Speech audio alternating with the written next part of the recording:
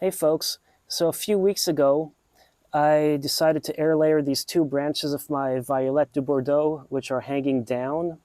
And this was a segment that was hanging down from the mother plant, which I purchased at Lowe's earlier this year. I was excited to see the Violette du Bourdeaux fig at Lowe's.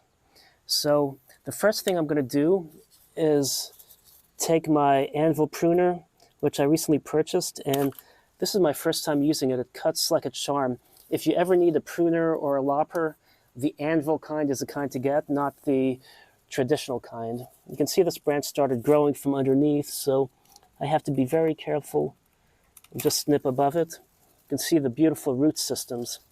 So now that I have those, I can go ahead and stick them in the pots. So I'm going to make an open area. When you use dry soil, the pot is going to like hang down, and essentially you can see these are starting probably to lose the leaves for the season because it is fall already. People say, oh, it's not yet September 21st. It's already September, and the reality is when you look at seasons, they're regulated by Earth's energy budget, and consequently it's the Earth's energy budget. Ooh, I broke some roots, but no biggie. This will be fine. So I can stick this in here. I have that root ball, which I'm going to remove from underneath and put on there. Get this leaf out of the way.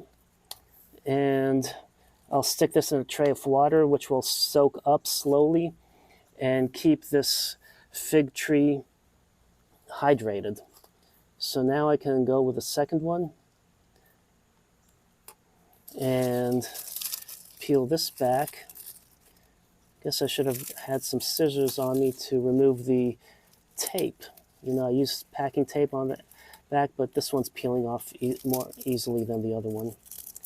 So there we go. I forgot that I used two segments on here to finish it, but this is a nice healthy root system. And this stuff is called Press and Seal, and I found that it works really well when using for air layering. So I may not even make any more regular air layering devices, but just air layer via Press and Seal while I let the soil go to waste. So now what I need to do is make labels like I made for this one. So we have a label, and we're making our next one, Violette du Bourdeaux. So now I have these labels. I can go ahead and affix them so I don't start confusing them. These are great when you have multiple varieties of the same kind of plant. If you're using just one variety, you don't really need to worry about spending money on these labels, but this way I can keep them in check, and these are not that expensive anyway, but they're handy to have in such situations. Well, I hope you enjoyed this video. I hope you're inspired to propagate your own plants, because it is just fun to do so, and learning different ways to propagate with air layering and other means is just fascinating.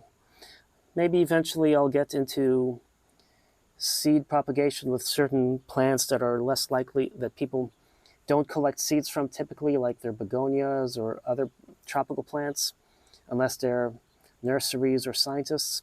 Or maybe even eventually focus on learning how to do tissue cultures. I did that years and years ago in undergrad when I took botany class, but it would be nice to get set up.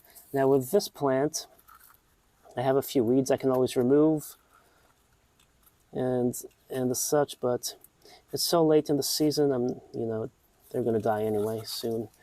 But it just keeps them from taking extra nutrients from the soil, although you could always fertilize. So anyway, I hope you enjoyed this video. Thanks for watching, and happy planting.